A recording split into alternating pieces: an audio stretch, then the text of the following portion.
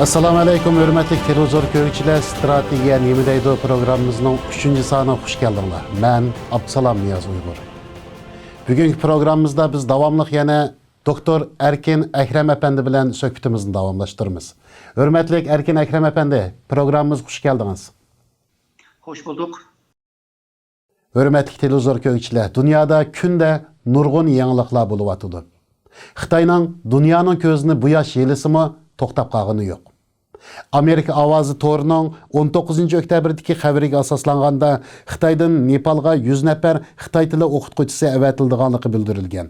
Buningdan boshqa Nepal hukumatining o'qish yordam puli orqali o'quvchilarni Xitoyga berib o'qishga qiziqtirayotganligi xalqaroning va Nepal xalqining andisini qo'zg'agan. Kuzatuvchilar bu Xitoyning Nepalni mustamlika qilish planining boshlanishi deb faraz qilmoqda.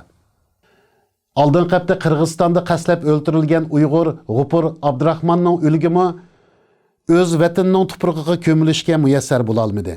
Xitoy marhumning tuqqanlarining uni vatanga dafn qilish talabini rad qildi. Meyitning tuqqanlarining bildirishicha, butun rasmiyatlari to'liq bo'lsa-mu, To'rg'at chegara eg'izida to'sib qolganligi uchun meyit Qirg'izistonga dafn qilingan. Amerika qora tizimlik olgan Xitoy amaldorlari oshkorlandi. Bu tizimlikdeki Xitoy amaldorlari ichida ko'pinchisining urug' tuqqanlarining Amerikada ishganligi aniqlandi. Masalan, qor tizimlikdeki Shohrat Zokirning nurg'un tuqqanlarining Amerika va Germaniyada ishganligi oshkorlandi. Amerikaning Xitoy amaldorlarini qora tizimlikka ilishi bilan Xitoy amaldorlari orasida andish qo'zg'alganligi bildirilmoqda.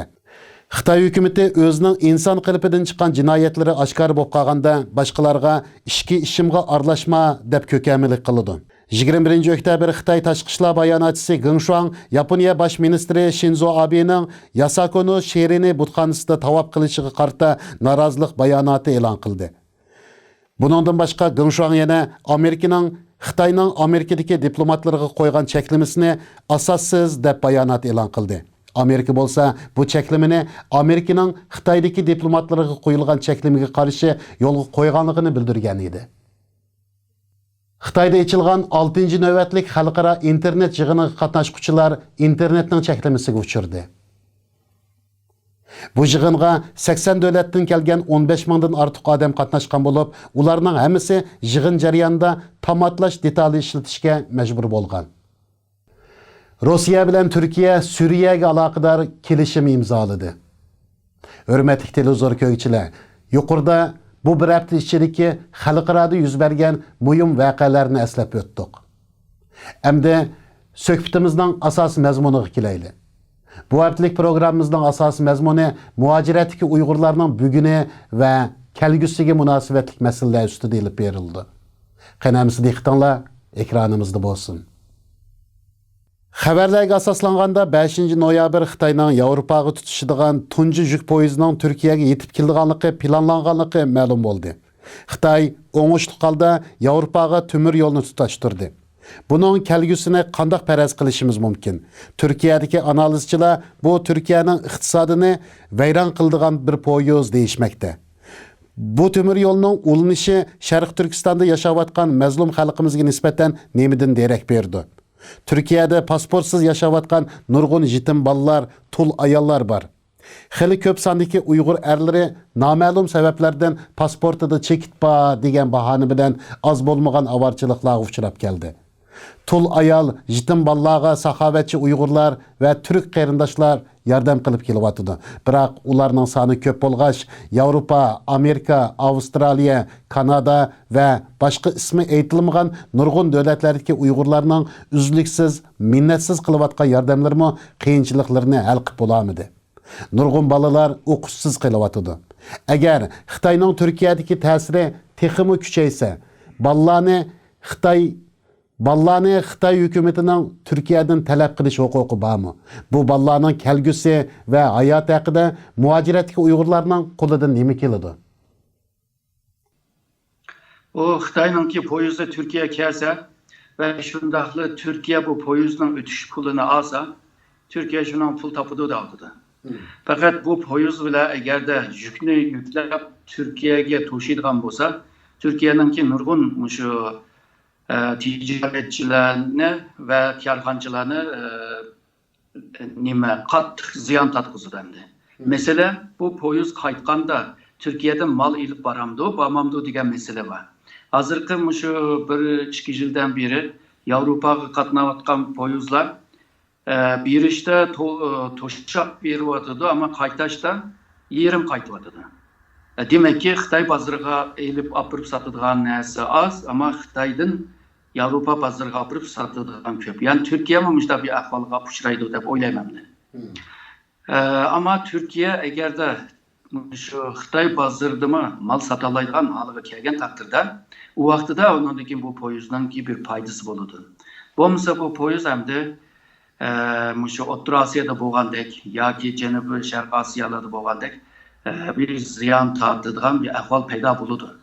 Faqat bu ba'zan şu ticaretler, iqtisod hamkorliklar bu siyaset bilan bog'langancha Türkiye'ninki Xitoy bilan yaqinlash siyosati bu mevcut bo'lgancha bu xil ziyonnima hamda ko'rmaslikdan, ya'ni qarmay ko'may keladi deb o'ylayman bir mezgil. Ama bir qisqa mezgil o'tgandan keyin, undan keyin abayman degan ahvollar Türkiye'ninki bozorida, Türkiye'ninki şu jamiyatda undan keyin yeyilish boshlaydi. Vaqtida balki bir mesele chiqadimiz. Oddiy bir misolni beray. Şu Xitoyninki Alibaba şirketinin, yani Alibaba Express'nin şu Türkiye'ye 2 kilodan töven mallarını devamlı eltiyordu. Bunu internette ticaret kılıvadı, e-ticarette. Ama bununla bağış alamıqaşqa, çünkü Türkiye'nin kanunu qarğancaqda 2 kilodan töven bolsa bağış alınmaydı. Şununla bu milyon mışında paketler, mışında kutular kelip Türkiye'de bu haqda bağış alamadı. Alımızdaydı hem de eliş için yani bir kararını çıkış lazım. Belki o kararını mı çıkış mümkün. Demek ki bu bunun gün Xitay'ınki malları şu vagon şu Türkiye'ye tökülgende Türkiye'ye ziyan birdi. Öz vaxtıda Türkiye'ye ipeklerini çıkarken bu ipekler kelgenden keyin Türkiye'ninki ipekçilik öldü. Hazırgıcıma canlanamadı misalga. Bundaki ise Türkiye'nin bir zihni buludu ama hazırca da bunda görünmüyordu. Çünkü jeostrateji bir maksat ve jeopolitik bir nişan hazır. Xitay bilan yakınlaş ve rayondaki meselelerini Rusya bilan hamkorlik qilgan taqdirda Xitoyninki qo'llashini qo'lga tushirishga tirishyotir. Hamda abay degandek bu yerdagi Uyg'urlarga bir foydasi bo'lmaydi hamda. Ama bu abay deyilgan, chekit qo'yayotgan bolalarninki hamda oqibati hamda Turkiyada yaxshi bo'lmaydi deb o'ylayman. Çünkü bazı bolalar şu Daeshchi bilan va yo Suriyachi bilan munosabat va chetishib qolg'achqa buni ba'zi bizning qilmaydi, telefonda xohlagancha gap qiladi. O telefonda maxsus mundaq ilingan munda kod ismlar va munda kelimeler var. O kelime uchrab qolsalar, darhol o ovozni rekord, yani ovozni ilishga boshlaydi. Bu ovozlarga chetishib qolgandan keyin ya da bir xatarlik yoki bir gumonli birisi bilan telefon qilgan chog'da sen maoshining ichiga kirib qolsa, shunga seninki ismin nurg'un kod ismlar bilan qo'yiladi. O isim qo'yilgandan keyin bu bolalarninki bundan keyin ikomat ilishi, ondan keyin bu doktorlikda ko'rinishi, bolalarning o'qishi, yosh bolalar bo'lsa to'y qilishi degandek nurg'un masalalar bilan chetishib qolgan gap. Hamda Türkiye'de ikametini ep turib, yani chet ellarga qechib, anan chet eldagilar, yani Türkiye'ga yandirayotgan bolalar bo'lsa, ularninki ism astig'ima, yanig'ima, yana chekitlar urildi. Bu devlet. Bu Amerika'da shunday qildi, Rusda shunday qildi, Xitoyda shunday qildi. Xitoy bu aşırı ötedemdi. Shuningga bu boshqa xalqning davlatida yashayotgan vaqtida boshqa davlatning qonunlariga hurmat qilgan sharoitda o'zininki yaşamını devam qilish lazım. Endi ular deydi biz bu yerda ansirash bor. Xitoy bilan bagansiri yaqinlashyapti. Poyezdmi kelyapti. Ertugün Xitoymi shundaq Turkiyaga yerlashib o'zining mahallesini qurdi. Ve bir tarafta bizningki ba'zilarininki iqomati yo'q, qiyinchilik va og'ir qas doktorxonada ko'rinamagan bolalarni maktabga kirish qiynayotgan, nima tug'um qilgan tug'um bo'layotgan vaqtida doktorxonada qiynalgan ahvollar bor, bularni bilamiz. Ammo buni hukumatga xeyli bir dokladlar yozilib bildirib bo'lgan, ya'ni hukumat hujjatda xabari bor. Ama qachon bu haqda bir qonun chiqdi, misol Suriyaliklar qarta qonun chiqarganda, Uyg'urlarga bir qonun chiqargan taqdirda uning kim bo'ladi? Endi bu qonunni chiqarish uchun o nurg'un millat vakillari bilan so'zlash lozim, ularni qoyil qilish lozim. Ular kun tartibga kelib, majlisga bisim, nima hukumatga majlisdan hukumatga bisim ishlatgan taqdirda balki bir natija og'il bo'ladi. Bu hozirgi Amerikada shu chiqarishning oldida bo'lgan shu qonunlar bor. U mashunda millat vakillarininki kam bo'lib qolg'achqa hozirgacha chiqaramayotdi. Bu Turkiyada yashash hamda biroz diqqat qilish lozim. Qanday bo'lmasa bu yerga kelgan muhtojlar nisbatan Xitoyga qaragan chog'da nisbatan yana xavf bo'lmagan bir ahvolda yashayoladi. Türkiye'de birisi aş qilib uylabdi degan gapni anlamadim. Shunga bir mezgil, biraz chidab, biraz sabr qilib turib bersa, bu ishlar asta-asta hal bo'ladi deb o'ylayman. Chunki bu dunyoda o'zgarmagan narsa o'zgarish. Bugun yana bir narsalar o'zgaradi. Shunga umidlik bilan qarash lozim deb o'ylayman. Türkiye bilen Xitayning munosabati bag'ansiri quyuqlashyapti. Mushu taraqqiyot ostida keyincha Xitoy hukumati Turkiya hukumatidan Sharq Turkistonlik qarindoshlarimizni bo'libmi yetim bolalarni qaytarib elish yoki ulardan so'rash haqqi bo'ladi. Endi agarda Xitoy aç yetim bolalarninki kimliginin Xitoy bo'lganligini topganda bilgan taqdirda uni Turkiyaga murojaat qila oladi.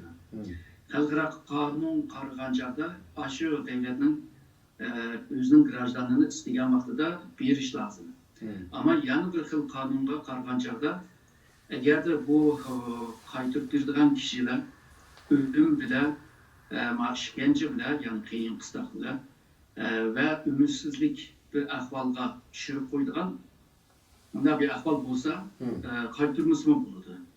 U vaqtda Türkiye o'zining siyosiy inisiyatifini işiltirdi deb o'ylayman. Hem de o bolalarni ham nima qaytarib bermaydi deb o'ylayman. Chunki Xitoy keyingi necha yildan beri shu Turkiyadagi ma'lum ba'zi shaxslarni istavotdi ve Türkiye grajdan bo'lgan odamlarni istavotdi ve Türkiye'nin qonuniga jazolantirib berishni istavotdi. Ama hozirgacha Türkiye onunla çekinmedi o hem de yüzünden grajdan olan gibi yüzünden ki asas kanunun qo'g'daydigan bir tarafı var. Şunu ben beğenmeydi deb o'ylayman. Ama bazıları belki bazı misallarını berish mümkün, qaytarib beryapti bu deb. Onunki bazı arka ko'rinishlar boshqacha bo'lyapti. Bu ish biraz murakkab, aniq so'zlashma biraz qiyin kelyapti ama umumiy jihatdan deganda bu bolalarni qaytarmaydi deb o'ylayman. Türkiye'de başlangan tinchlik buluqi harbiy harakati Türkiye iqtisodiga qattiq ta'sir ko'rsatyapti. Hozir Türkiye'de dollar almashtirishga cheklama qo'yilganligi ma'lum. Tinchlik buluqi harbiy harakatiga qarta Xitoy hukumati qarshi bayonot e'lon qildi. Türkiye raisi Recep Tayyip Erdoğan Amerika, Yevropa, Saudiya Arabistonlarining bayonotlariga javob qaytardi. Biroq Xitoyning bayonotiga hech qanday inkas bildirmadi. Xitoy Türkiye munosabatining yiqilishishi Turkiyada yashayotgan Uyg'urlarimiz uchun ansizlik elib keldi. Uyg'urlarning pasportlarining vaqti to'shib, yangi pasport berilmasligi Uyg'urlarga bir cho'ng qiyinchilik elib kelgan bo'lsa, Turkiya iqtisodining tovanlab, ishsizlikning eshishi Uyg'urlar uchun texmi og'ir kunlarni elib kelyapti. Qachoq yo'l bilan Yevropaga ketish to'lqini ko'tarilib, yarim yo'lda tutilib qilib Xitoyga qaytirilish xavfiga uchrash, hatto o'lib ketishdek fojialar yuz beryapti.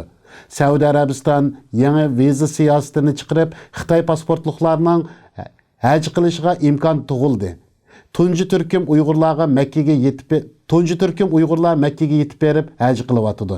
Yaqinda xabar tepishimizcha Misrda o'qiyotgan Sidiqullah Nurmuhammad ismli bir Uyg'ur ömür hacı qilish uchun Jiddiga borganda Tambojin saqchilari uni Qohiraga qaytarib etgan. Biroq u Qohira aerodromiga kelganligini do'stiga bildirgandan keyin iz deraksiz g'oyib bo'lgan. Mundaq chiqilib aytganda Uyg'urlar Xitoy territoriyasi sirtidimi aminlikka erisholmadi. Bu ahvollarga qarata siz muhojiratdagi Uyg'urlarga qanday bir taklif berishni o'ylaysiz? Suv kelgicha to'g'on tut degan gap bor. Oldimizda ko'rilib kelayotgan xatarlarga qarata qanday tadbirlarni elishimiz kerak? To'g'ri, Turkiyada ba'zi qiyinchiliklar bo'lyapti. Bu Xitoy tarafdan pasportni uzib bermay, ondan keyin bir seyahat belgesi degandek, bunda bir qog'ozni berib, bir qitim ketish qog'ozni berib qo'yib qarab o'tiryapti. Endi ba'zilarima olgan bo'lsa kerak. Bu yerda endi bu pasaport bo'lmagandan keyin Turkiyada bu kimliksiz degan gap. Ham kimliksiz degan gap endi bir doktorxonaga berish, bir maktabga kirish degandek shundaq davlatninki organi bilan munosabatlik bir ishlar bo'lib qolgan chaqda bu pasportsiz hech bir nima qilib bo'lmaydi endi. Endi bunga endi Turkiyaninki shu ikomatiga murojaat qilish lozim. Murojaat qilgan taqdirda yana shu pasport bo'lmasa bo'lmaydi.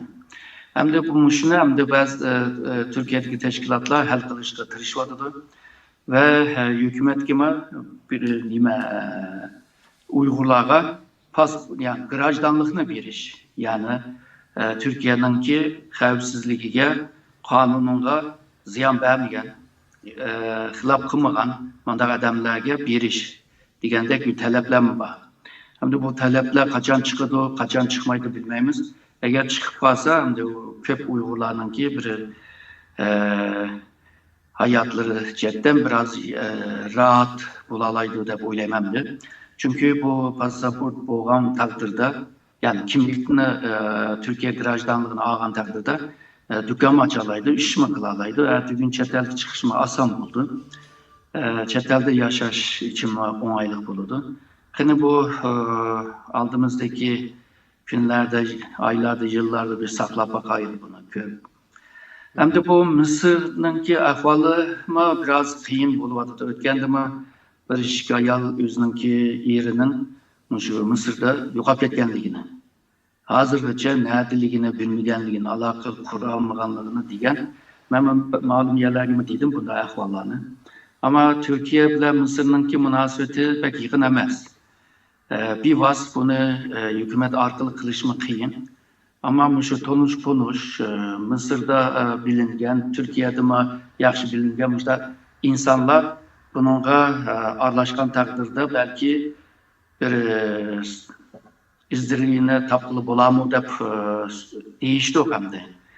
Ammo hozirgacha buningki bir javobimi yo'q. Shunga bu mayli dunyoninki qaysi tashkilot bo'lsin, bu tashkilotning hech birisi davlat bo'lmagandan keyin davlatninki kanali bilan, davlatning yo'li bilan, o uslub bilan o'zininki adamini izlash va tepish va qaytib berish degandek bunday ishlamlarni qilib bo'lmaydi endi. Shunga boshqa bir yo'llarni izlash, masalan, Yevropadagi tashkilotlar o'zining hukumatining orqali bu ishlarni qilishga tirishyapti. Ammo ularmi shu Misr davlatga bisim ishiltamay, ba'zilar bisim ishiltamaganligini aytadi, ba'zilar vaqtini kutib boqaylik degan gaplar bo'lyapti. Hamda yig'ib kelgan chaqda Uyg'urlarga bir ichinishlik bir ahvol bor endi. Vatanini, yurtini tatqiz qo'ygandan keyin hamda buningki tatadigan bir jabosi bo'ladi. Hamda bu jabo hamda inshaalloh bir imtihon bo'lib Alloh tarafdan qabul qilar. Ammo o'zimiz bor imkonlarni hammasini ishlatib, fursatlarni foydalanib bu ishni en rahat haliga egilish va natijalik haliga egilishga tirishsak bo'ldi hep birlikte. Vatandagi zulmning kuchayishiga ergishib, siyosatga yaqin yo'lamaydigan nurg'un kishilar siyosatga aralashyapti. Bularning ichida baqqaldan tortib olimgacha bor. Xitoyga qarshi turadigan bu ruh madilishimizga arziydi albatta. Biroq xalqimiz azaldan siyosatdan yiroq qolgan, siyosiy engi tuvan xalq bo'lganligi uchun siyosiy o'yinlarning farqini to'g'ri mo'lcharlayolmayotganligini, hamda ba'zilar hayajondan, yana ba'zilarning bo'lsa ziyoda gumonxo'rligidan Xitoyning foydasiga ish qilayotganligini ko'rib turyapmiz. Xitoyga qarshi turish qizg'inligi tufayli muajiratda tashkilotlar shiddat bilan ko'paymoqda. Bu ahvol bir tarafdan bizni xushal qilsa, bir tarafdan tugumas g'avg'olarga patirvatdi. Muajiratdagi Uyg'urlar orasida o'zaro ishonmaslik, guruhvozlik, dushman bir yonda qilib, o'zaro dushmanlashish, fikr o'xshashmasligini qabul qilmaslik ahvollari ko'rilib, Uyg'urlarni tigi yo'q tushkunlikka texmi so'rab ketib bordi. Bu xil sharoitda hayajon bilan bu safga qaytilib qolgan nurg'un odamlarning sapdan tushib qilayotganligini ko'rib turyapmiz. Zulm shuncha eg'irlashyapsa, Uyg'urlarning sukutini tanlashi hammalarni azoblayotdi. Bu holatni tuzash uchun qanday xizmatlar ishlanishi kerak? Uyg'urlarni ittifoqlashtira oladigan birining chiqishini hamma odam umid qilyotdi. Mushundaq bir odam chiqish ehtimolligi bormi? Agar bo'lib qolsa, kim bu vazifaning o'zidan chiqa oladi? Hamda her devirde aşı devrindeki liderleri buludu. Misalga bu isabetlerindeki vakti, Mehmet Emin Buğralar'ınki, çetelde faaliyetlerini ilip bağdı.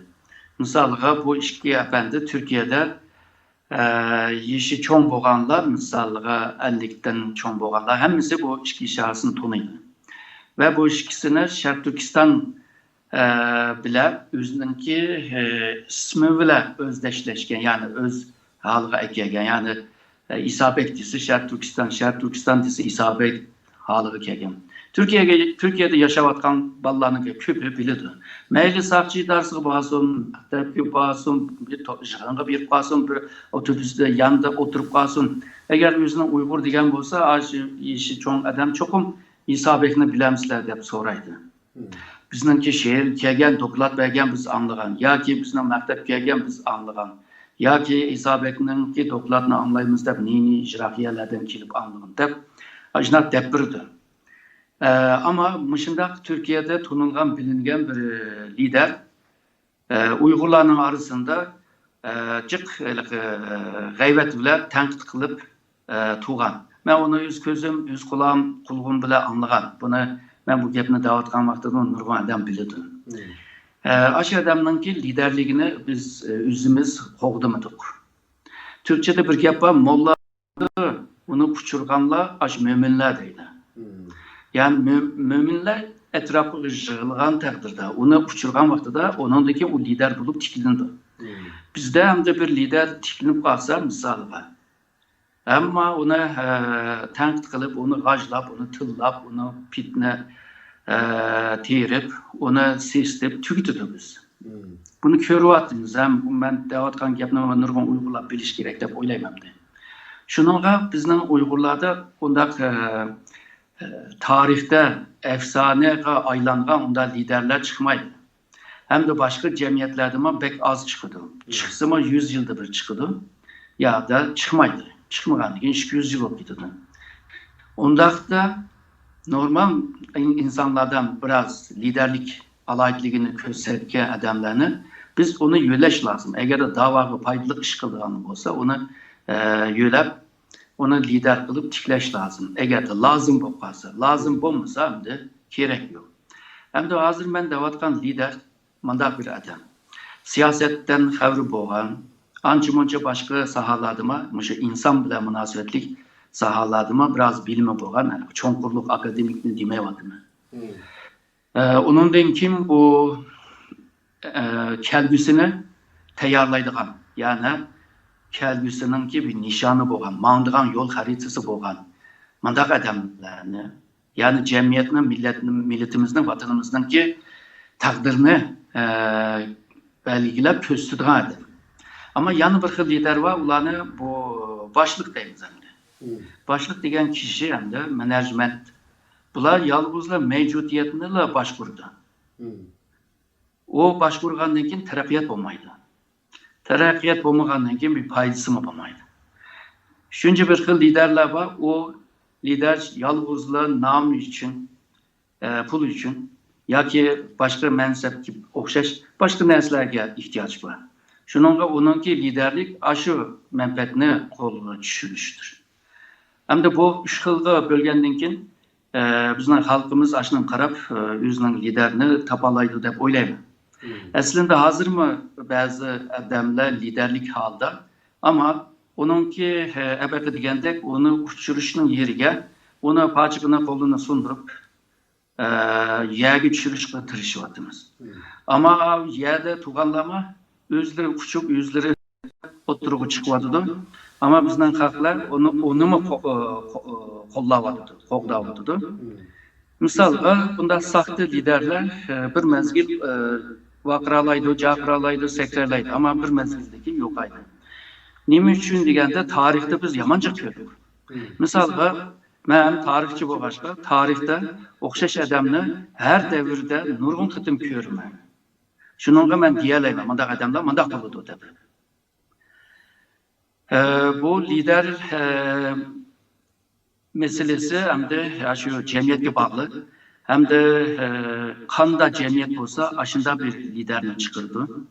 Ama lider bu kalan bir adam çokum aşı milletinin aşı vatanının kelbisini kutkuzuduğun veya ki günlendirdiğin, canlandırdığı onun ki takdirini belgileydiğin bir lider oluş lazım. Lider yalnız bir şey lider bulamaydı. Onun yine de çokum bu akıllı adamla buluş lazım. Elbette ben diyen kesbi adamla buluş lazım. Yani aşı üzünün kesbide üzüp çıkan adamlar lazım. Etrafında serhil adamla buluş lazım. Ama bunda adamların bazıları o olalıysa ben demiş ki olamayım deydiğinlerimi çıkış mümkün. Ama akıllı adam, tefekkür kılalaydığı adam, aldığını görelaydığı adam, özünün nerede turuşunu yaxşı bilalaydı. Şununla özünün ki tuğan yerde vatan millet için hizmet kılıdı ve aşı teşkilatı için hizmet kılıdı. Hem de halkımız muşnuma göre lazım. Kim hizmet kılıvadıdı, kim kılmayvadıdı diyendek. Şununla o liderlik hakkında maşincilik dep bir aydap oyladım. Sizningcha bizning hozirgi shu sharoitimiz, hozirgi shu davrimizda siz dastlabda sifatlagan shundoq liderga hozir ehtiyojimiz bormi? Hem de bekle var hem de. Çünkü bizimki dava bir ikinci belge yükseldi. Yani burunki biz kurultayda ilingan karar bilen stratejiyanın ki ikinci kademini yürüttük. Bu nima degan vaqtida birinchi qadamda bizga shu faoliyatchilar lazımdı. Faoliyatchi liderlar lazımdı. Bular faoliyatni yaxshi qilib, shu ovozni kim chiqarib, varam cho'rim qilib davoni xalqaroga to'ntish. Qulluğu tuymaganlarga qulluğu tuyurmak, ko'z ko'mganlarga ko'zga ko'z qo'yish ve ahiri onun ig'izinden gapirish. Ama hazır bu dava xalqaraviylashdi. Xalqaraviylashgandan keyin hem de siyosiyonga ihtiyojimiz var. Hem de faoliyatchilar siyosiyonning qo'lida ishlash lazım. Shuningga bu hozirgi bu Sharq Turkiston meselesinin bu kritik bir devirga kirdi. Bu kritik devirde çokum ilg'or adamlarga ihtiyoj var. İlg'or adamlarni organize qilib, koordine qilib, ularni ishga silish uchun bir liderga ehtiyoj bor. Hamda bizningki liderlar hammasi tashkilotninki bir ishi. Ama bütün tashkilotning umumiy bir ishi degan bir lider chiqmadi. Ve hozirgi paytda, hozirgi vaziyatda, hozirgi sharoitda bunday birisining chiqishimi pek qiyin ko'rinyapti. Misolga deylik, bu Dünya Uyg'ur Qurultayi. Bu teşkilat aslında 11 sentabr vakasından keyin Sharq Turkiston meselesi Xitoyning ichki meselesinden xalqaro meselesiga aylanğaçqa ve aylangan bu ahvolni yeteklep ve bunu güçlendiriş ve şundaqla bu yaratgan vaziyetni karşılamak için bundaq bir teşkilatga ihtiyaç duyuldu. Ama bunda bir teşkilat eğer de başka teşkilatına başvurman deydigan bolsa, başka teşkilatın unmaydı bununla. Köp yani. Şununla bu Dünya Uygur Kurultayı yalnız bir günlük teşkilat, yani koordine teşkilat olalaydı. Yani halkara vaziyetke karta onunla cevap veriş için bazı umumi kıldığan işlerini şu Dünya Uygur Kurultayı kılış. Ama Dünya Uygur Kurultayını teşkil kılan şu yerlik teşkilatla buluş lazım. Yani bu başvur heyetindekiler hemisi şu bununla kıtılgan yerlik teşkilatla buluş lazım. Yerlik teşkilatlarının ki halkara sahnedeki manda digen cihazda taşkı işlerini kıldığan vaxtıda muşu teşkilatla tapşırıp Dünya Uygur Kurultayı'na. Dünya Uygur Kurultayı ularının vekili bulup halkara sahnede faaliyetlerine, siyasetine ilip biriş. Çünkü bazı yerel teşkilatlar bu halkara sahnedeki işlerini kılamaydı. Şundakla Dünya Uygur Kurultayı mı yerlik teşkilatlarının kılalaydıgan işlerini kılamaydı. Aslında hemkarlık işçide kılıngan takdirde bir-birisinin kamçılığını toluqlagan ve şundakla ben diyen bir merkezden başvuruş diyen bir başvuruş şekli mi peyda bulu demdi. Ama bu teşkilat bir organik bağlap başvurma başkan bir elastik bir alaytı bu başkan işler doğru mangdo dep bütün şu dünyadaki teşkilatlar ve umumi teşkilatlar kandak hareket kılıvatıdır, kandak faaliyet kılıvatıdır, kandak netice elivatıdır, kandak bir ünlümlük buluvatıdır diyenler hemini izlenip bunda bir modelini oturup koygan. Fakat teşkilat bir mezgil geçe yaxşı işleyemedi. Yani şu değilgen fonksiyondaki işleyemedi.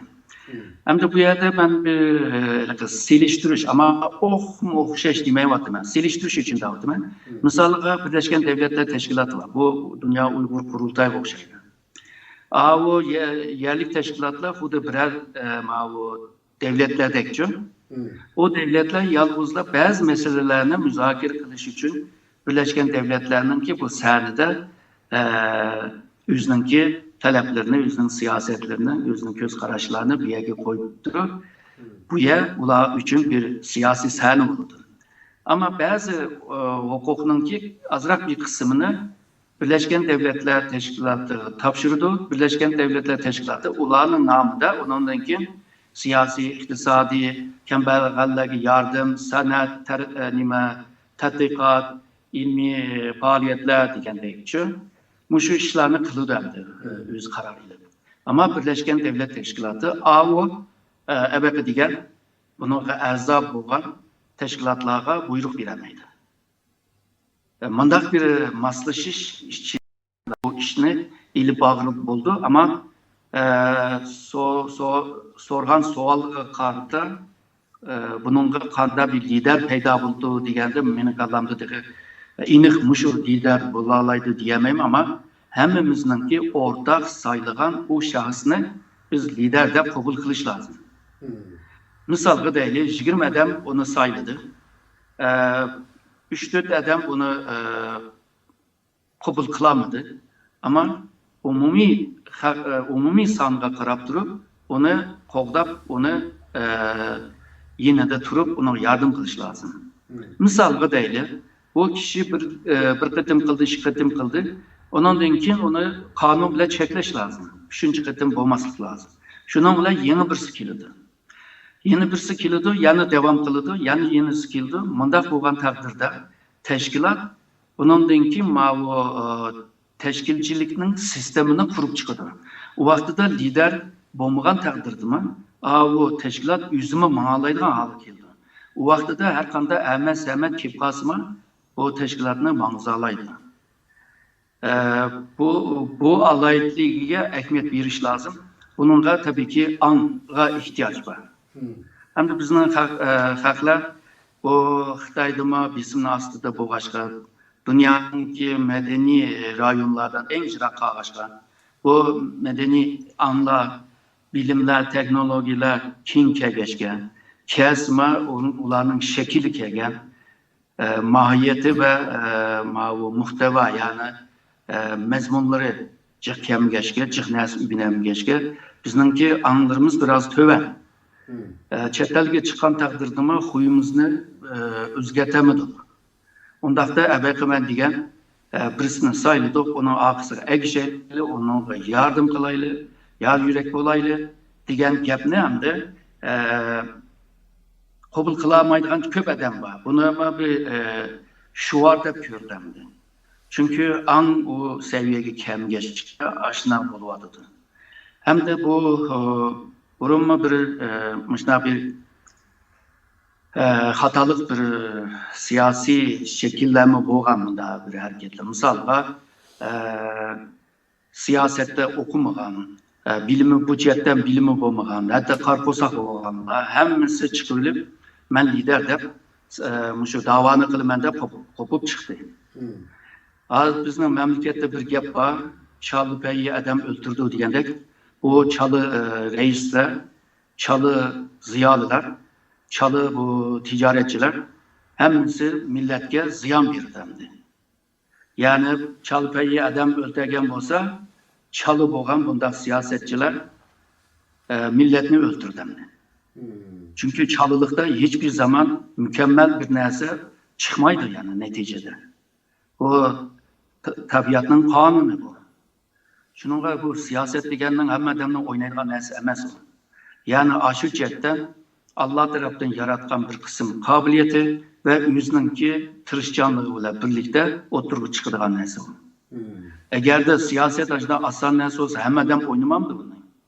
Misalga hammadan tijoratni hammadan qila olgan bo'lsa, hammadan qilib ketmamdi, hammadan boyib ketmamdi. Hammadan ma'lum bo'lamaydi. Hammadan ma'lum bo'lib ketsa, boshqa ishni kim qiladi? Allah bizni yaratgan vaqtida hammamizga bir alaytligini bergan. Hammadan shu o'zining alaytligini bilish lozim. U alaytligini qo'llangan vaqtida, ishlatgan vaqtida undan keyin u ishda bir unum chiqadi. Hamda bu mamlakatda urug' tuqqanlar ota-onamni Xitoylar so'lab qo'ydi. Men Xitoyga borgansi o'shib ketdim. Men chiqib ashunda benim qilmasam bo'lmaydi deb baqirib-chaqirib chiqish mumkin. Ama dava bizninki davatkan dava 135 yıldan beri devam kılıvatkan dava. Bu dava boyunca her ceryanda, her devirde bizninki lider boğan ve şundakla şehitler boğan, gaziler boğan. Yani bizninki zeminimiz aşı şehitlerinin kıyını bile sulangan. Eğer de o toprakta yani insanlar yaşavatkan olsa, aşı ot çöple derekler üsvatkan olsa, aşı kanınki neticesi. Şunu bu siyasetine edip bağın çağda hiç olmasa aşı şehitlerinin kanıgıma, gazilerinin tökken kanıgıma hürmet kılış lazım. Yani bana degende yani milletimizge ve vatanımızge hürmet kılış lazım ve mesuliyeti buluş lazım. Ama bu işine çokum an bile ilip yeriş lazım. An yeterlik olmasa bu siyasette başka işlerini kılış lazım. Başka işlerini kısma yani davaga faydalı olurdu. Millet tədqiqat işlerini kılıp oldu. Ticaretini yaxşı kılıp bayı olsun yaxşı oldu. Ballarını yaxşı okusu olurdu. Hemen nime şu davaga kırdı hem de. Şununla bir an özgen takdirde üzününki liderime oturup çıkıyordu ve teşkilatıma doğru yolda karab mandı. Ve bizimki halkımızma tatkan şu zulümler ve tatkan cephалама biraz olsun yenikleydi dep oylayman. Erkin Ekrem Efendi bu meselesi de biraz toxtalaylı. Dünya Uyghur Kurultayı, yani siz Dünya Uyghur Kurultayı'nın muavin reisi buluş süpütünüz bilen. Dünya Uyghur Kurultayı doğruluk bir sual sorğum kelyaptydy. Bayda ötkeninizdek Dünya Uyghur Kurultayı hakikaten hazır xalqarada bulupmu xalqara siyaset sektisinde mühim rolunu jari kıldırıp kelyaptkan xalqaralıq teşkilatlarının biri. Ama teşkilatlarının biri degenkenmiz, yani Dünya Uyghur Kurultayı özümdeydi, biz kişilik hukuk davası ilip beriyaptymyz dep. Halkımız yani bulupmu muhaciretdeki halkımızda nurgun kişiler Dünya Uyghur Kurultayı'nınki kılıvatkan hizmeti yani nurgun kişilerimizden derdigi derman bulamayatıdı. Yani mundaqça aytkan çağda Dünya Uyghur Kurultayı şahsen şu muhaciretdeki bütün teşkilatlarının merkez teşkilatı bulup xizmat qiladigan ahvol bo'lsa, Dunyo Uyg'ur qurultiyi u chaqda yana shu kishilik huquq kategoriyasi bo'yicha da'vo olib boramdi yoki dadillik bilan mustaqillik da'vosini ko'tarib chiqa olamdi? Dünya Uyghur Kurultayı kurulgan vaqtida tashkilotninki maqsadi nima degan vaqtida o'zining taqdirini o'zi belgilash deganni tanlagan. Tanlashning sababi bu hukm Birinci Dünya Urushu'ndan itibaren mustaqil degan gapdir. Eğer de buni u yoqqa bu yoqqa burumlab tushunaman deydigan bo'lsa, u o'zining ishi, ama ilmiy jihatdan bu mustaqil demektir. Bu sebepten tüpeyli Kataloniya bo'lsin, Köpek bo'lsin, Kürtler bo'lsin, hammasi mushu xalqaro qonunda belgilangan mushu hukmga tayinib turib qilyapti. Şununla bu hukm bir insan hakları hukm emas bu. Bu bir. İkincisi, Dünya Uyghur Kurultay o'zininki faoliyatini chet elda rahat mang'izish uchun faoliyatlarni ilib berish uchun chuqur bir yo'llarni izlash lozim, bir taktiklarni ishiltish lozim. Hamda bu xalqaro bo'libmi g'arb taraflarda ularninki bir qimmat qarashlari var. Bu qimmat qarashlardan qanday foydalanib va shundaqla davoni ashuna ilib berish. Yani bu dünya bu sahnede birinci qadamda Uyghur meselesini kön tertipga kelib, Uyghur meselesini dunyoga to'ntib bo'lgandan keyin onunla egishib, onundan meselesini ilib chiqarmoqchi. Bu birinci qadamda biz bir netice algan bulduk. Ve ikinci qadamda hareket qilishninki boshlanishida. Bultu mushu Milli Kengeş degan bir yig'in ochildi, Munixda bilsizlar. O yig'inda nurg'un tashkilotninki adamlarmi keldi, reislarmi keldi. Aşağıda bu meseleler sözlendi ve bundan keyin birlikte mushu davoni ilib borganga hammasi bir so'z bergan bo'ldi. Bir-birini qo'llaydigan, bir-birininki kam yerini bir-birisi to'liqlaydigan, hep birlikte iş faaliyetlerini ilib borgan bo'ldi. Yani Şarkı Türkistan mustaqillik davosini demakchi. Hem de bu nizam namıdır mı o çok. Uygur meselesi bilen birlikte Şarkı Türkistan'dan qolgan milletlerninki hakkını qo'g'daydi deydigan bir gap mi var? O gap birinci qadamdagi gap bu. Hazır bir taktik işletiyoruz. Eğer de bu taktikni tushungan bo'lsam, amal yo'q endi. Bu taktik bilan birlikte ondan keyin Şarkı Türkistan meselesini bu ikinci qadamda qo'ymoqchi. Bu ikinci qadam qachon o'tirib chiqdi degan chog'da bultu 8. aydan itibaren Uygur meselesi xalqaro siyosiy markaziga keldi. Hamda u yerda Uygur meselesi davatgan vaqtida Şarkı Türkistan meselesi mi değildi.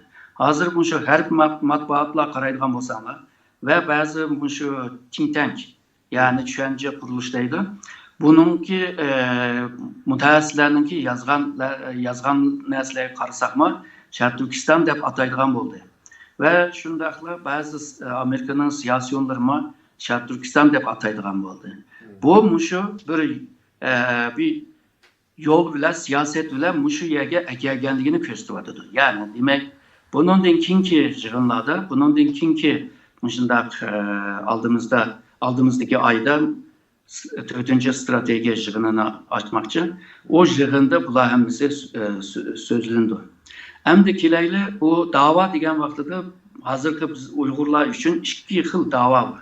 Birisi Uyg'urning davosi, bu bo'lsa inson haqlari davosidir. Ve mushu insoniy davodir. Buni xalqaroda mushunda qilgan taqdirda yo'l topalaysan. Bu yana bir davo bo'lsa Şarkı Türkistan davosi, bu bo'lsa toprak davosi ve mustaqillik davosidir. Uygur meselesiga bir 100 yıl bulamdı.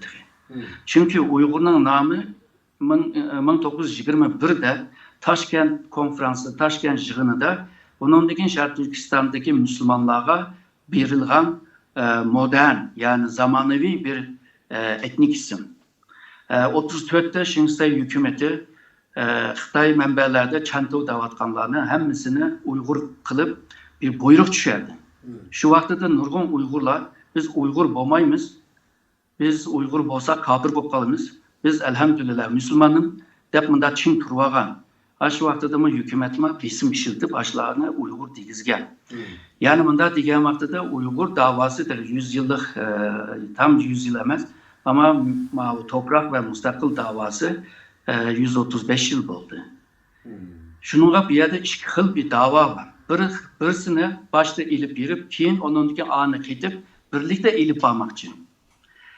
Bular hemsi plan bile, nayda ustluk bile, nayda akıllık bile ilip bardıgan nerse. Eğer bir kadem desep, hata desep kalsan, onunki devamı bulmaydı, onunki önümü bulmaydı. Bu vaxtda sen millet ve halkımız için bir hata iş kılgan bulursan. Yani şu müstakil tarihimizde, dava tarihimizde günahkar bulup kalırsan. Şununla bu üzanga ziyan, bir işini kılıp üzanga ziyan versen meyli ama milletke ve vatanga ziyan vergen takdirde o vaxtda sen bunu ma dünyada ma öteyse çünkü tarih bulanı yazıp kaldırıp koydu. Kimki evlatlarga düşendirdi. Qara, muş adamların hatasından tübeyli müştak olduydu. Hem de Allah'ın aldığı mı bunu, günahlarını mı ödeş lazım. Yani onun hesabı bulurdu bunu. Şununla bu Allah deydi, hey sizler hiç oylaşmamızlar, sizler tefekkür kılmamızlar dedi. Nurgun ayetlerde bu gap var, bu söz var. Ama demek ki biz tefekkür kılamıqaşqa Allah aşında kakşavatkan gibi. Nim dep oylaşmayısın dep. Ama oylaş için en başta bir Müslüman okuş lazım. Çünkü ayetin birincisi okuş. Bilimlik buluş lazım. Bilimnin ki üstüde tefekkür kılış lazım.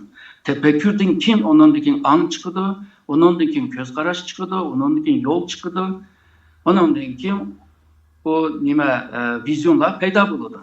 Eğer de bunu kılamıgan takdirde bizden ilip bağlan işimiz çok önümsüz bulundu. Bu tarihten bir ispat kılıngan bir tabiatın ki kaydısı, tabiatın ki kanunu bu.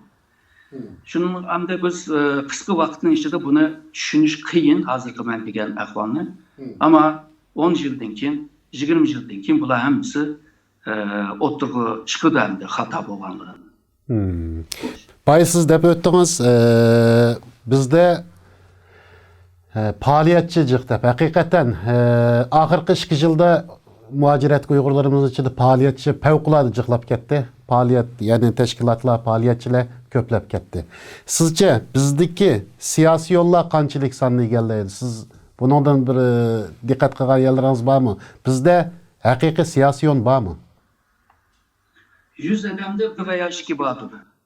Yani 1-2% siyasi yol var demekçisiz. Eğer de siyasun degen hukumunu bilmey kalsa, şu Google'da tarap baksa, izlep baksa, aşağıda depirdi. Meyli İngilizce'de olsun, meyli Xitayca'da olsun, meyli Türkçe'de olsun. O yerde kim, kanday adam siyasun bolalaydı dep depirdi. Rahmet sizge. Xitay tariximizni oydurup qayta yazıp çıktı. Sanatimizni, edebiyatimizni, medeniyetimizni veyran kıldı. Öz tariximizni akademik seviyede yazıp kaldırış biz bir evlatның zimmasiga tushdi. Tilimizni saqlab qilish uchun edebiyatimizni saqlab qilishimiz kerak. Muaciratda bu xizmatning o'zidan chiqalaydigan ilm odamlarimiz bor. Biroq mablag' va tashkillash bo'lmagani uchun hammanglar o'z oldiga xizmatlarni qilyotdi-yu, yetarlik bo'lmayotdi. Millet için iş kılıvatkan teşkilat ve gruplarının hemmisinde xadim yetişmeslik ahvali eğir. Sizce muş hizmetlerini qaysi teşkilat tertipki salalaydı? Uygurlarning kuchi bekli chechilib ketdi. Bu kuchni qanday qilib bir yerga yig'alaymiz? Uyg'ur madaniyatimizni saqlab qolish uchun barliq Uyg'ur kuch chiqarishi kerak deymiz. Buning uchun tashkilotlar rolini qanday joriy qildirish kerak? Barliq tashkilotlarning kuchini bir yerga to'plab, xizmatlarni tartiblik olib berish ehtimoli bormi? 20-oktyabr Uyg'ur tadqiqot instituti Sharq Turkiston davosining kelajagi temasida yig'in ochdinglar. Bu yig'inda biz yuqorida so'zlab o'tgan mazmunlarga aloqador biror plan, loyiha o'tirg'i qo'yildimi? Hakikaten bu siz degan mesele ama muhim mesele. Çünkü sen müstakil dava kılış için çokum sen başta bir kimliğini mukumlaştırış lazım.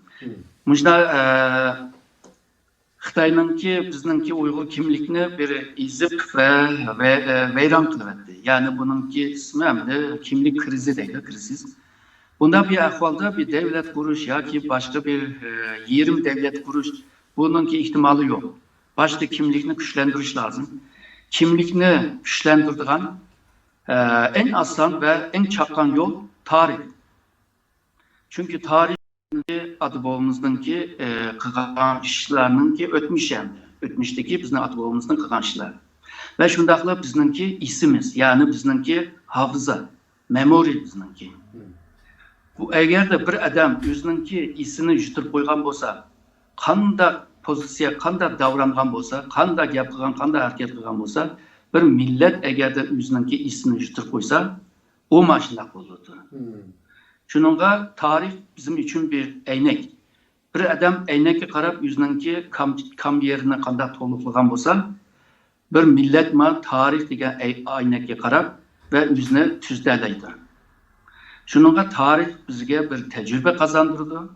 Bizge düşüncelerini, ufuklarını ve kendisine karta bir vizyonunu kazandıralaydı. Bununki bir ehemmiyeti köp. Hem de kilayeli tarih. Zılı degandek bizninki bilvatkan tarihler, Xitay'ınki izlegen tarihler. Keyinki muşu 10-15 yılın içinde çetelliklerimi bizden memleket hakkında ve Uygurlar hakkında kitap yazışığı başladı. Okup baksanlar Xitay'ınki yazgan bile bir farkı var. Bu fark köpünce zaman Xitay cetten degen vaxtıda ular bununki farkı şu ideoloji, ideya deydi. Aslında farklılıklarınki yazı vaxtını ideoloji emas, metod. Metodoloji degen bir narsa var. Eğer de bunu bilmey durup tadqiqat qilgan bolsa, o tadqiqatning neticesi hakikaten jirak qoladi. Biz ilim ügünüşününki sebebi muşu meselelerini hal qilish. Meselelerini hal qilamaydigan ilim hiç ilim emas. Manda o'ylash lazım. Tarih onundan kim bu ikki xilga bölündü. Tarih birisi popüler tarih deydi. Xalqlarning qiziqadigan yoki xalqni qiziqtiradigan manda tarixchilar var. Ular hamda şu xalqninki engiga ve xalqninki düşüncesi karta yazıdı. O vaqtida tarixlar burumlab, osma koyulup resim sızılıp kaldı. Bir akademik tarih var. Bu tarih olsa şu hakikatni izleydi. Hakikat izleş asan bulmuşka tarihninki nurgun metodları var. Tarih fənlərinin metodu yetmese, qalan sosyoloji, edebiyat ve qalan ictimai fənlərinki metodlarını işitip kısım buldu. Kinki zamanlarda matematik fiziklerninki hatta kimyanınki bazı metodlarından faydalanıp tarih vakalarını aşında tədqiq qilib bir hadiseni oturup koyuşqa tirişiyordu. Şununla bu toğur tarihte biz toğur tecrübe alalayımız. Yağan tarihte, osma koyulgan tarihten biz toğur tecrübe alamayız. Toğur tecrübe olmasa her kanda iş kılgan takdirde hata buludu bu. Onun için Allah bizge akıl vergen. Yani okuş ve düşünüş yani tefekkür kılış ve oyunu fikrini oturup çıkarıp dünyanın kanda tonuganlığını bildiriş. O sebepten tüpeyli alimler aran Allah'ını tanıyalaydı. Yani onda bir adam mı asan tanıyamaydı çünkü o bilimi olmasa, tefekkür kılamasa Allah'ını tanışma kıyım buludu. Bu sebepten tüpeyli ayetler oylayalıgan cemiyetke yollangan deydi. Olmasa o ayetini mi düşünüp bitemeydi okugan bile. Şununla bu tarihini özümüz yazı lazım. Hem de özümüz yazışqa doğru kelgan çağda mənbə meselesi var. Bu mənbələrini qanday yığış meselesi var. Bu çalıb qalsa tədqiqatını çalıb olurdu. İkinciden bizning memleket tarihten beri moyun bir yer bu bağın. Her devirde, aşı devrinin çoğun devletler arlaşkan bir yer bu. Bu sebepten tüpeyli bizning memleketini tadqiq qilish uchun, xalqini tadqiq qilish uchun cho'qim o'z vaqtidagi ülep ketken tillar var. Toğarca deymiz, Sanskritçe deymiz, Sak tili deymiz degandek. Onun da kim bu Xitaycı deymiz, Uygurcu deymiz ve başka Türkiye halkının tilinden deymiz. Ular az bolsa misalga Köktürk yazığından Uygur yazıklarıgacha. Onun da kim İngilizce biliş lazım, Farsça biliş lazım, Arapça biliş lazım, Rusça biliş lazım degandek. Şununla bizning işimizni texmi murakkab qılıbatıdır. Çünkü şu tilde bizning tariximiz yazılgan. Ondaqda bizningki hamma tilni bilib ketadigan tarixchilarimiz yo'q deb o'ylayman. Balki kelgusida chiqib qolar. Shuningga bu mavjud tarixchilar bir yerga kelib, o'zimizningki tarixni, misolga Uyg'ur tarixini degandek, Sharq Turkiston tarixini degandek o'tgandimi dedim. Ben biraz eğer vaqt bo'lsa men qanday kitoblar yozish lozim degan to'g'risida chaqqon o'qib beray. Bo'ldi, vaqt bor. Misalga Sharq Turkiston tarixi 20 ve 40 tom buluş lazım.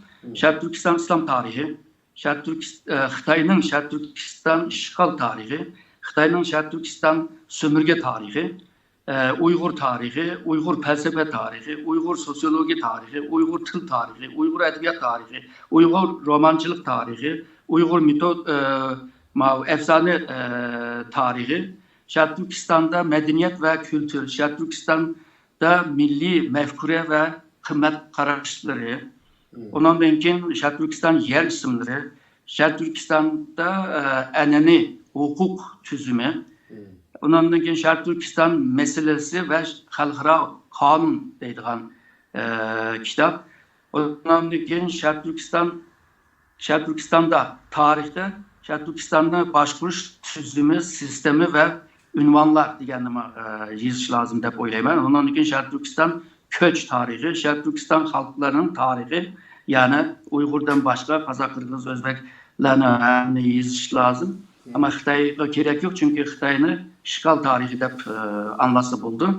Ondan keyin Sharq Turkiston tillar tarihi, Sharq Turkiston dinler tarihi, yani Sharq Turkiston xil dinler bo'lgan tarixda ve shundaqla xil tillar bo'lgan. Ondan keyin Sharq Turkistonning sanoiyleşme tarihi, ondan keyin Sharq Turkiston iqtisodiy qurilmasi, iqtisod uzun mangdamdi.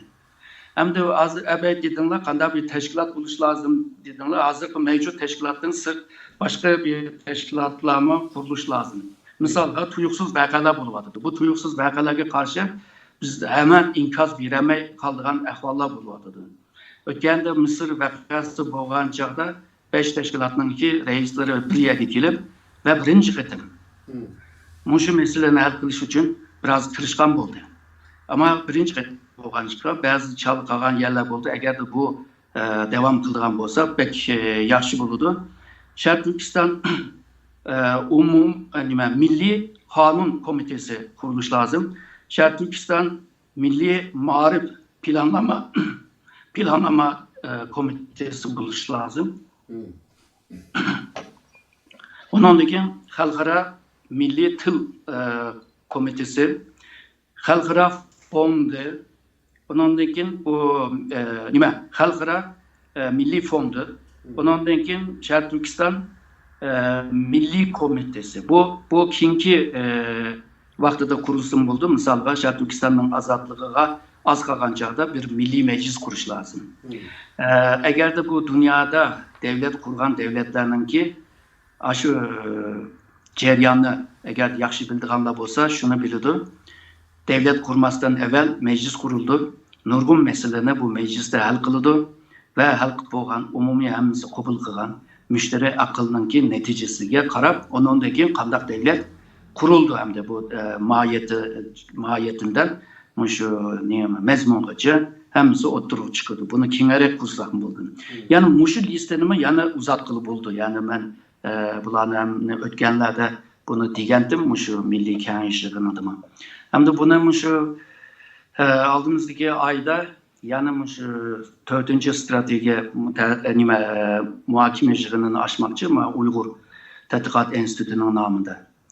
Ötkendeki jığında, siz degan o jığında bir netice teşkilatlarga tonuşturduğun yoki teşkilatlarga kabul kılgızdıgan bir netice çıkmadı demdi. Çıkmasının sebebi şu başta ilim adamlar, bilim adamlar başta bu meselelerde ortak ortak göz kararışga keliş lazım.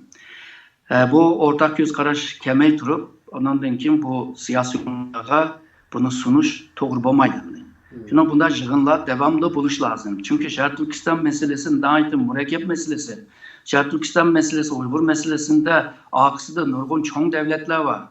Xitay var, Amerika var, Germaniya, Avustralya sanalaydıgan çoğun devletler var. Sanalaydıgan küçük devletler var. Mesela Orta Asya'daki devletler, Orta Hal'daki devletler mesela İran var ve Türkiye var.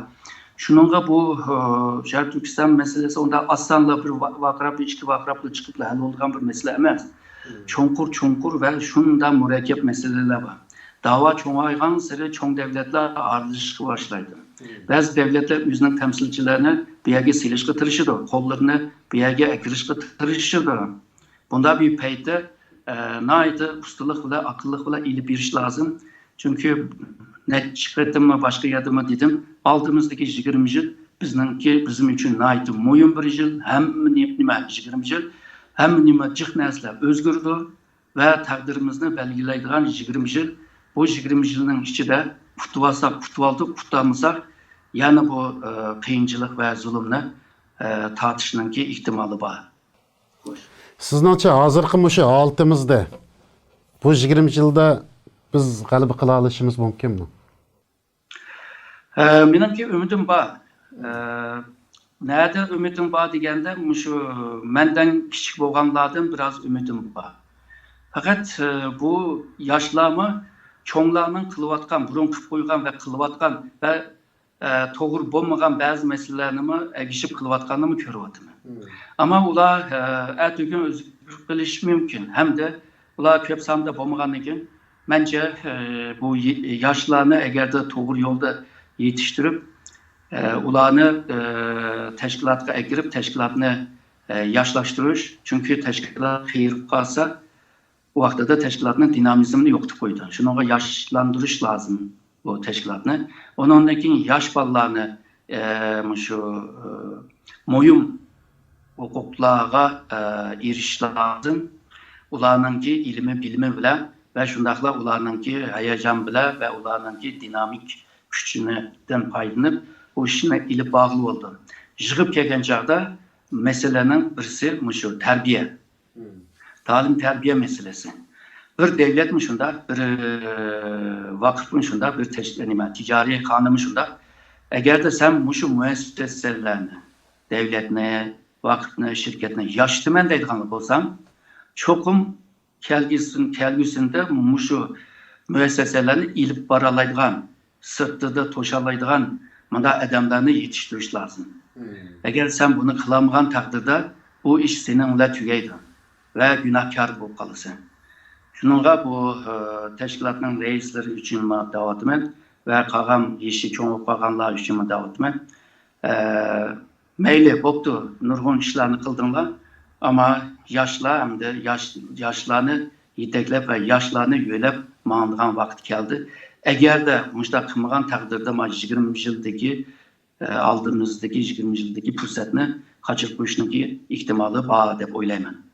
Hem de başka yolla bağımı dep oylavatımız ama jığıp kelgen çağda hazırgacha oylavatımız. Eğer de bu cette fikirleri, akıllı düşünceleri boğan bolsa bizge dep berse ve birlikte bir jığınlarda müzakere kılıp bunu muhakeme kılıp ahiri bunu bir siyasette aylandırsak oldu. Yani yaşlarımızga bolgan ta'lim tarbiyani kuchaytib, ularga ko'proq fursat yaratib berish kerak demoqchisiz. Shunda ularni yo'lash lazım, yetaklash lazım.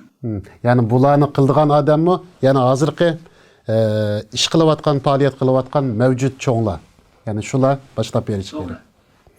Rahmat sizga Erkin Akram efendi savollarımizga tafsili astoydil javob berganingiz uchun bütün ko'rganlarimiz nomidan sizga ko'pdan ko'p rahmatimizni aytamiz. Rahmat sizga. Men rahmat aytaman. Hürmetlik televizor köykçiler, stansımız strategiya hakkında sorulduğun suallarınlarga vaqtida cevap veriş için məxsus elxat adresi təsis qildi. Mutaxassislerimizden soraydigan suallarınlar bolsa, elxat adresimizga yazışınlarni tavsiya qilamiz. Bizning elxat adresimiz strategiya@gmail.com. Hürmetlik televizor köykçiler, bugünkü programımız bu yerda ahırlaştı. Dehqonlar her çarşamba günü tarqatilgan strategiya nima deydi programımızda bolsun. Xayr xo'sh.